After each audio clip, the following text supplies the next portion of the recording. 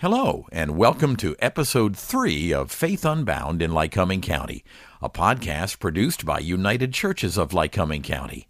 I'm your host, Lou Kolb. On this program, we'll meet Tammy Aichner, the young and energetic coordinator of United Campus Ministry, which serves students at the Pennsylvania College of Technology. Tammy has some interesting stories about college students who are figuring out their faith and what to do in response. Toward the end of the program, we'll tell you how you can get in touch with us if you'd like to comment.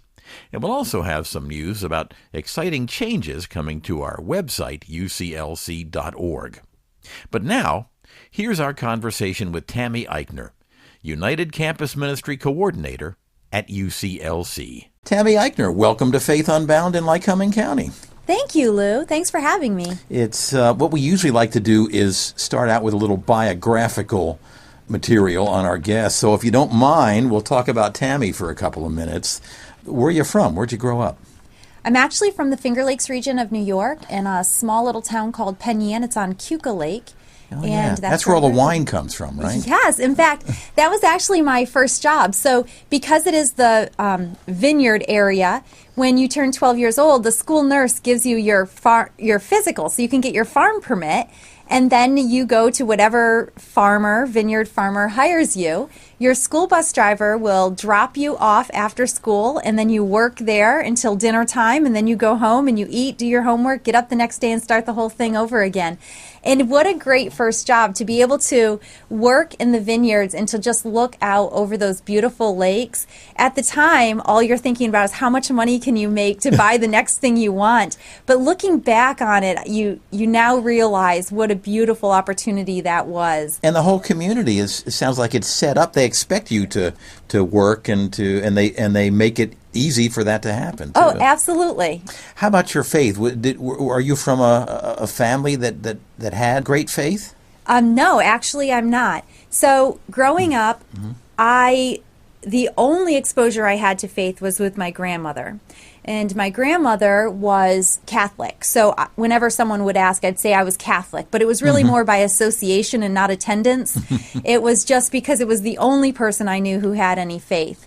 But one of the things that I remember growing up is that she would have a Bible on her coffee table and a hymnal on an end table. And I played cello. So one of the things I would do is I would practice my cello to the hymnal.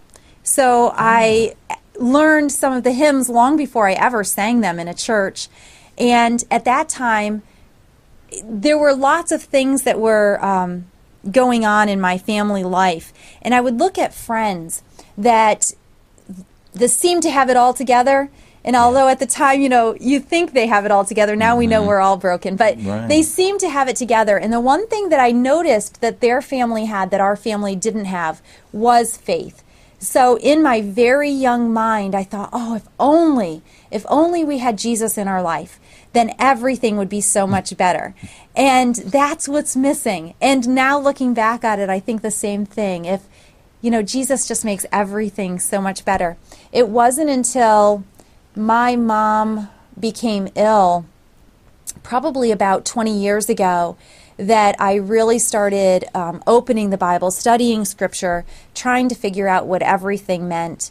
And I remember she was ill and she ended up dying, but the time that she was ill, I prayed and prayed, and I remembered thinking to myself, I can't stop praying because if I stop praying, she's going to die. So I kept praying and praying and praying. And then one night I had talked to my grandmother on the phone, and she had told me that she went up to visit my mom that day, and that mom seemed at peace that day.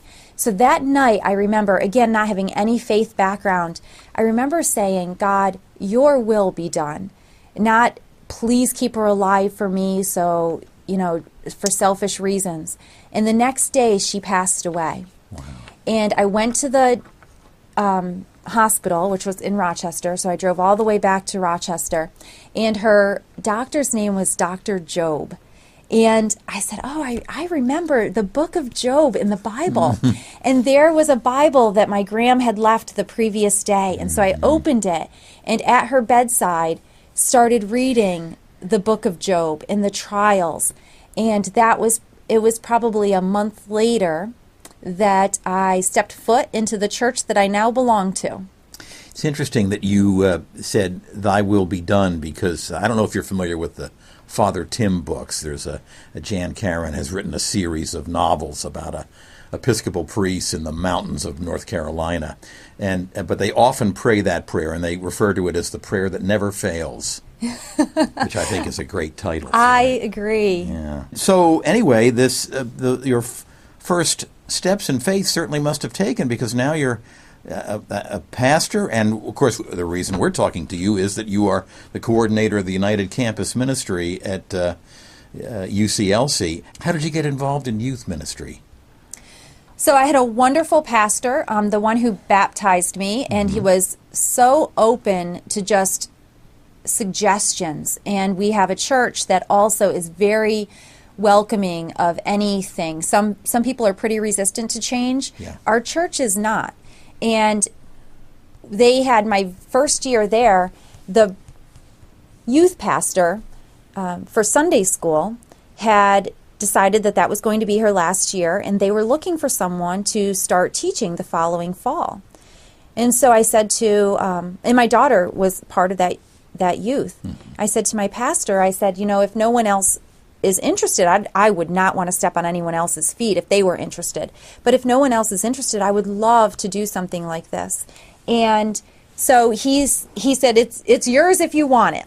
So I said, are there any books? He let me go whatever route I wanted with that. And it was after probably about 2 years, I noticed attendance in Sunday school, the youth Sunday school, was starting to decline. And I went to the students and I said, why is this? Well, so many of them are going to, work the night before until 11, 12, 1 in the morning. That's getting up early Sunday morning to come into Sunday school was a problem for them. Or their families would plan things on Sunday because it was the only day that other things weren't going on. Or they actually had sport practices for sports. So what would happen is I said, how could we make this work for you? Because I don't want you to step away from faith just because you have so many things calling on your time. When is a good time for you?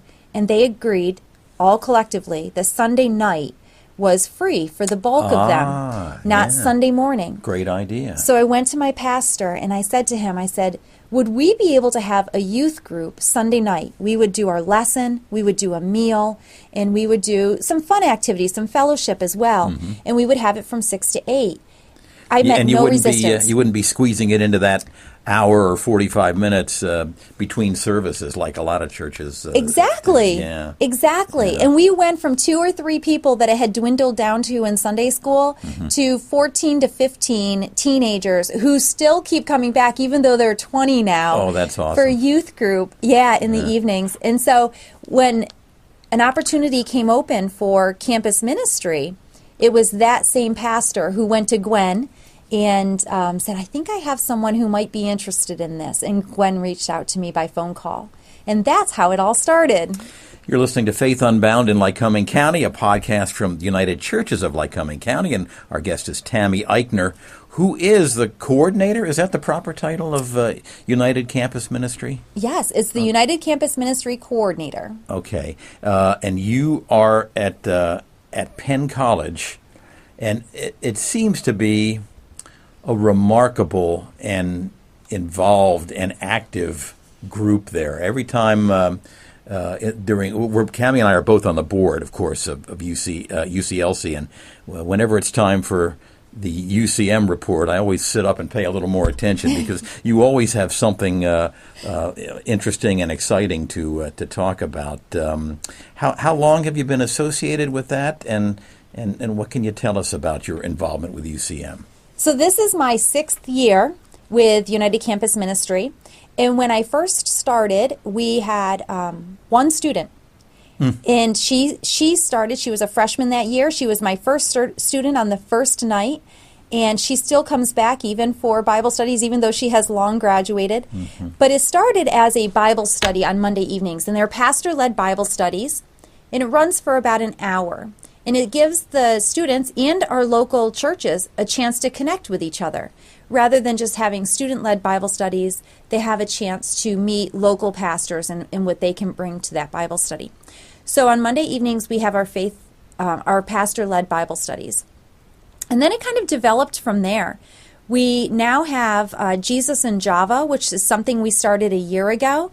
Jesus in Java is an opportunity for us to do an outreach on campus on Wednesday mornings, and really more of a ministry of presence, where we set up a table outside one of the cafeterias on campus Wednesday mornings from 8 to 9. And we hand out free coffee, free baked goods, and a free devotion every single week.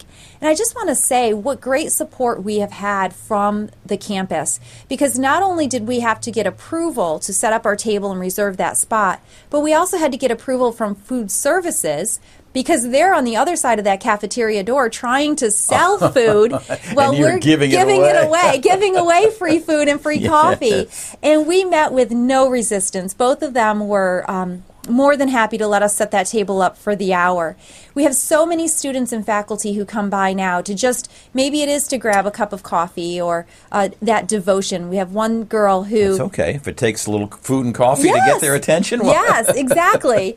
We have this one girl who came this last semester every single week, never took food or snacks or coffee, but always took the devotion. And she said that they're so timely, they're exactly what she needs to start her morning off, and she collects them. So that was awesome to hear.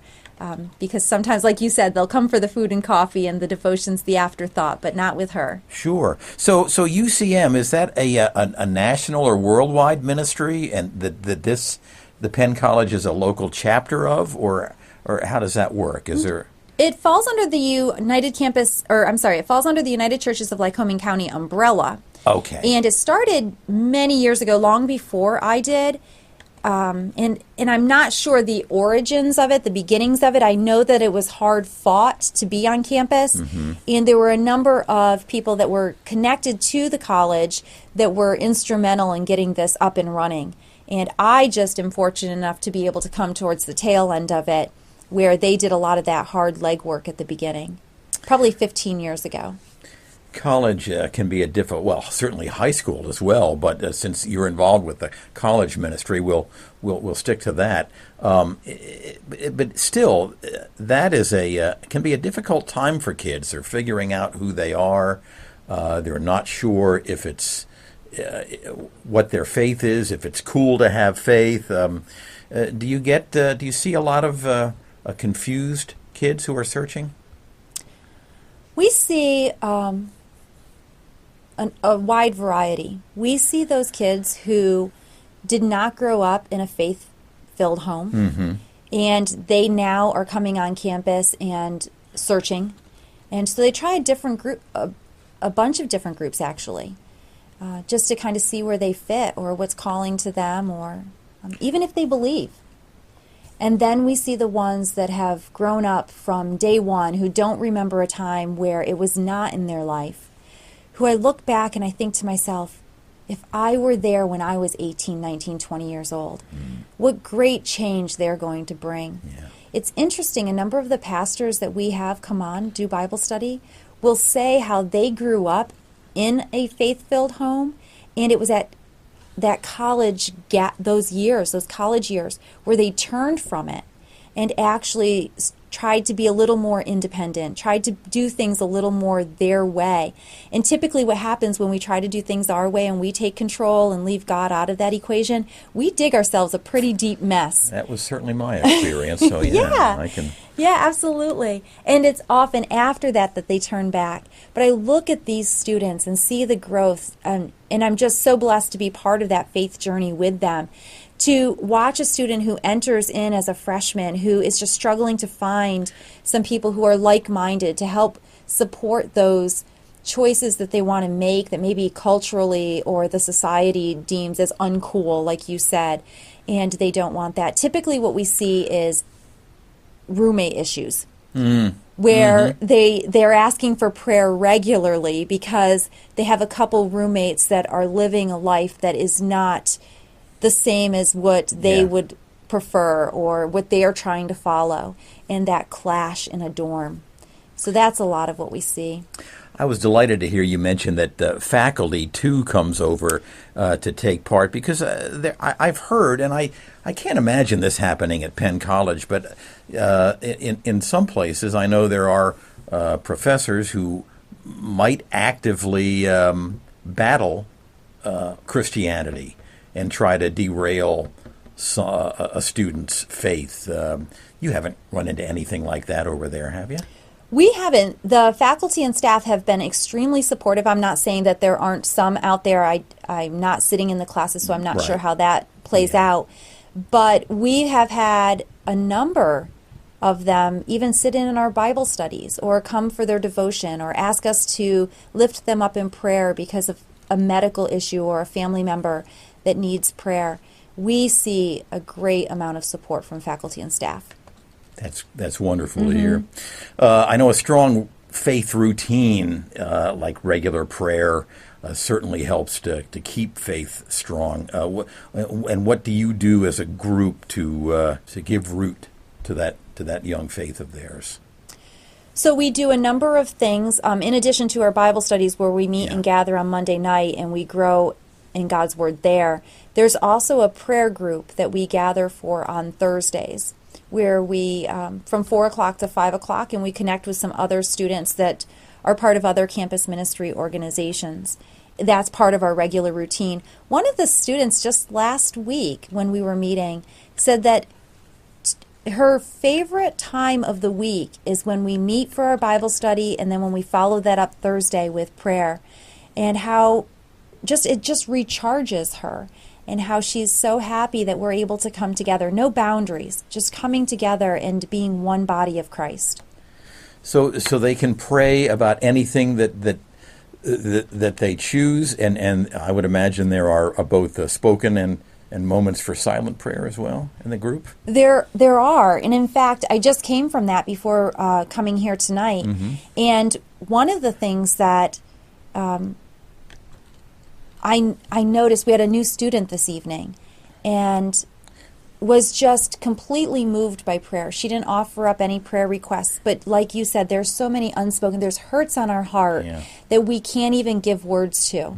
And to just see someone moved by prayer to the point where it impacted their day, and, we'll be back. We don't know why she came in tonight. We hadn't seen her before, but there was something on her heart that led her to that prayer group, and we are glad she joined us. And that's just true. That's true for so many of us every day. We don't know what we do and whose life that's going to impact. And at the end of the day, we need to look back and say, did we give our best God moment to every interaction we had? And in the next morning, God, who are you going to put in my path? Who am I going to see, and what are you calling me to do in that interaction? And just be open for that, and just pray for courage to be able to act on those moments. And that's really what that prayer group does, is it helps develop us and make us stronger and be more aware of people on campus who are maybe a little downcast, or stress, anxiety, and depression is running rampant. There are so many students who feel like there is no hope, who are getting it from all sides, not just from employment, because so many of these students have to keep a full-time job to be able to afford college, but they're getting it from home too. Some of them come from families that don't have a faith, and so they think that they're a little strange, like, why do you put so much effort into going to church? So they're struggling with that as well. They're praying for their family to have a crack where they can share God's word with them and to just bring them to Christ and show the light and love that He has to offer. That's wonderful. So hopeful. And in these days, when I run into a lot of people who seem so discouraged with the state of the world and the people running it, and yet young people are coming to you and finding faith and finding where the real hope lies. That's great. Or maybe I'm coming to them. I feed off them for sure. Yeah. You mentioned in your first student meeting there, you had one student. How many do you have now? Boy, we have on a Monday night for Bible study. Of course, it depends who's playing Monday Night Football. But on a Monday night for Bible study, we probably have between 12 and 15. It is a small group Bible study, which allows it to be much more intimate. Yeah. One of the things we did in the fall, which if I can share, was such an exciting moment. We had an all religious life on campus. All of the groups come together for a worship service on a Friday evening. And we had over 100 students and faculty participate in that event. It was every organization was able to provide something that they do differently, that they bring to campus, rather than stepping on each other's toes and trying to do the same thing. And we all offer something different. And one of the things that UCM offers different is that small group Bible study. And then, of course, the Jesus and Java and the daily devotions. And then we have another group on campus, the prayer group. Just at that worship service, we had a small group in the back that if you felt a need for prayer, to go back and to be able to participate in that small prayer group during service. We had a wonderful worship and praise band who played music and sang and led us there. So that was really nice to see, and we're hoping to be able to do that again for Good Friday. So you have all these different groups and meetings. Is it the same people that come to all of them, or do you have different folks at some and different at others? Exactly. We have different folks. We have different students that will go to one event and not another. Some of that is based off their school schedule for the semester. Yeah. We have some students who will go to all of them. And we are perfectly okay with that because we're all trying to accomplish the same thing. It's not, these are my people, not yours. Don't, find your own. No, we all come together and are trying to accomplish the same thing. So there are some who will go to multiple groups. I know you do activities. You've had soup sales and things like that. And is that to raise money for charity, or what is the purpose of those? So the soup sale is something that raises funds for United Campus Ministry and some of our other outreach events. I'll tell you about some of our outreach events that have used some of these funds. Okay. We have one called A Meal in a Bag, and it was developed by one of our students, and I'm not sure, her church did it, so she brought it to us. And we take a reusable bag, and we fill it with everything that a family would need for a meal. A box of pasta, bagged salad, a bottle of dressing, a jar of sauce, fresh baked bread, a dessert. We put in some literature in there.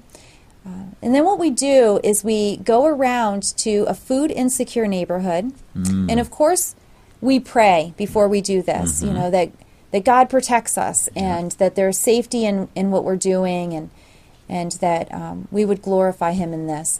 And we just knock on doors, and we go up as a group, and we make sure that we have lots of noise and laughter before we knock on those doors because we don't want to scare anyone or take them by surprise. Yeah.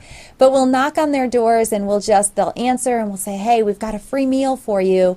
Thank you, and then this is from United Campus Ministry. And how is it received usually? Usually the first couple people are like, what do you mean free? Yeah. Like, no one gives me a free meal, and you're coming to my door like, I don't understand these words. But then by the end of it, usually they've called their neighbors who have called their neighbors who have called their neighbors, and they're expecting us, and then all of a sudden they're coming before we even have to knock on their door. Coming to meet you. They love it. They're coming to meet us, like the ice cream truck. That's what I say. Yeah. And so the very first year, one of the, just a couple neat stories from that first year that we did it, is we walked up to this one woman, and she was sitting on the porch. It was a beautiful April, spring Saturday evening. And she was sitting on the porch with her toddler. And we said, we have a free meal for you. And she said, oh, give it to someone else who needs it more than I do. And like I said, we are in a food insecure neighborhood, so she needed this meal. But to think to herself and to say, there's someone worse off than me, to put someone else before her own needs was just awesome to see. But we left it with her anyway. We said, hey, there's cookies in there. Your little boy's going to love those cookies. You go ahead and take it. And she did. There was another family we dropped it off to. It was a grandmother who was raising her grandson, which is no longer an exception, but pretty common. Yeah. And the very next night, there was a church that we had staged that from. And she went over to the church, and she saw the youth group who had been having a campfire. And she thought it was the youth group that had done that. But the youth group told them that it wasn't, that it was us. And she shared a story that it's even on 6 o'clock on a Saturday night, she and her grandson had that meal for their dinner. And all I could think about to myself was it was a box of pasta and jarred sauce. Either they did not know what they were going to have at that point, or whatever they were going to have did not beat out boxed pasta and a jarred sauce. And so that kept us going. That was our first time doing the meal in a bag, and we did it every year since. And we just have had so much fun. That's the neat thing about giving, isn't it? Yeah. That you receive so much more than you ever give. Absolutely. And you're showing these students need and how they can be God's instruments in filling that need at an impressionable age that will likely stay with them the rest of their lives. Yeah, so much to that point. So February 17th, I believe, is Random Acts of Kindness Day. And one of the things that we are going to start this spring semester, and it's, again, student-driven, is Random Acts of Kindness on campus. Going back to that loss of hope and that depression and anxiety that seems to be stemming through our society now and just growing, we want to show them that there is hope out there, that there is light, that we will walk alongside them on this journey, and to just start these random acts of kindness on campus throughout the spring semester.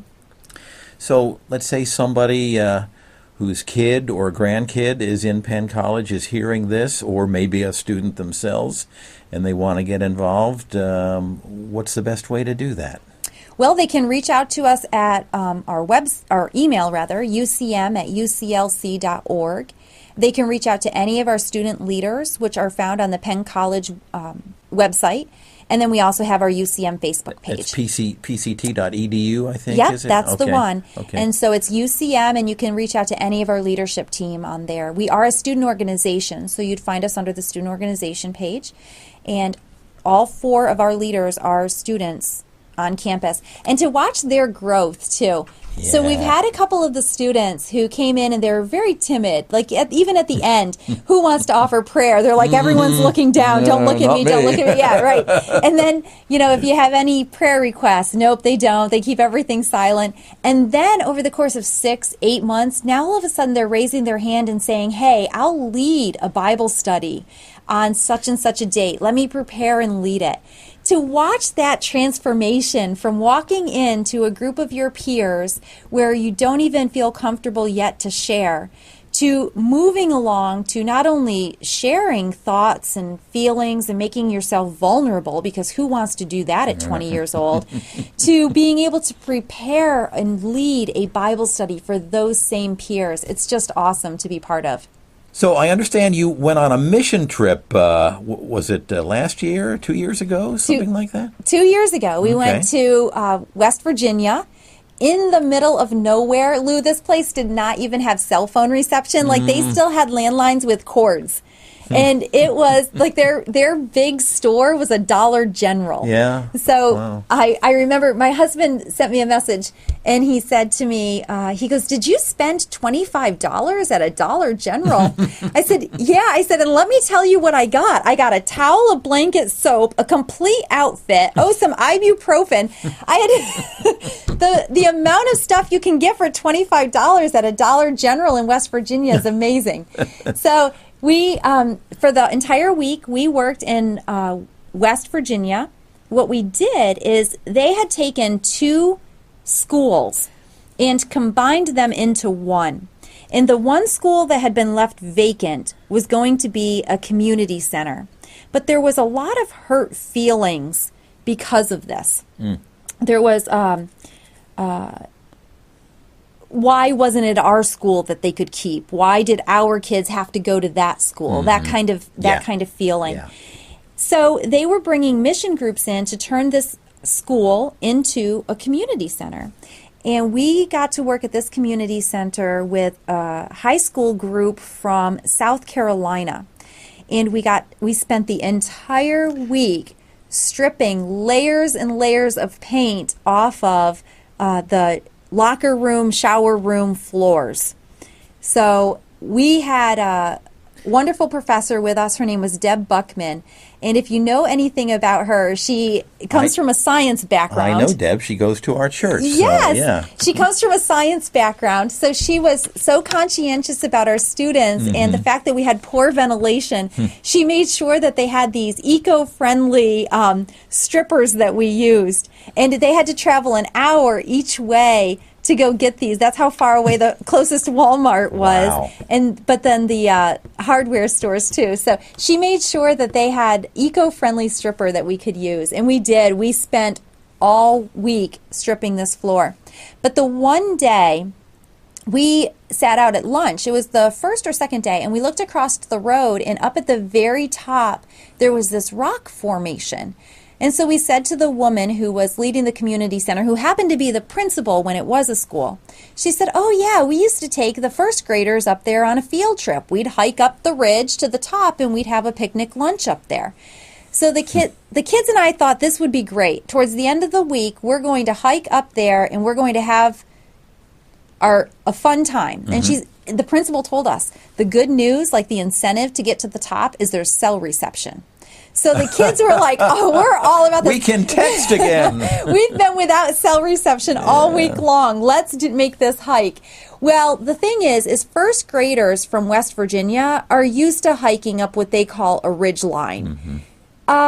City kids are not. So what took those first graders about an hour and a half to do took us the better part of a day to do. And we are falling. And by the time we get 3/4 of the way up, we lost a couple of our students. They're like, "Go on without me. I can't make it anymore." I'll meet you on the way back down. We're dumping water over their heads because they're so hot and flushed. Oh, my. So the few of us that did get all the way to the top, they were able to make phone calls out to their family and say, the one was from Philadelphia and the other one was from New York City, made phone calls out to their family and said, "You're not going to believe where I am." And they started sending them pictures from the view from the top of that ridge. And it was just absolutely gorgeous. We had such a great time. We still talk about that.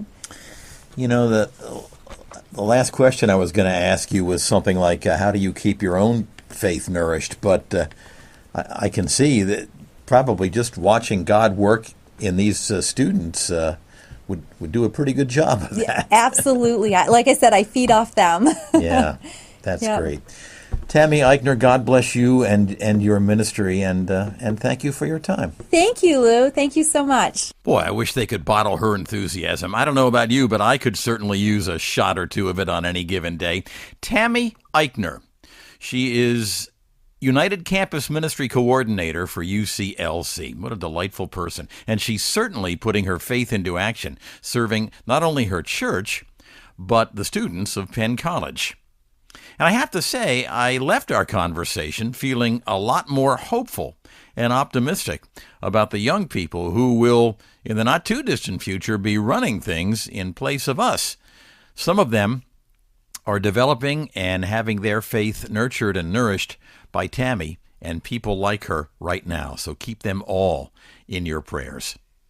If you have any comments on this or either of the previous 2 episodes of Faith Unbound in Lycoming County, email me directly at loukolb@gmail.com. That's Loukolb, Loukolb, one word, @gmail.com. And you can learn more about United Churches of Lycoming County by visiting our website at www.uclc.org.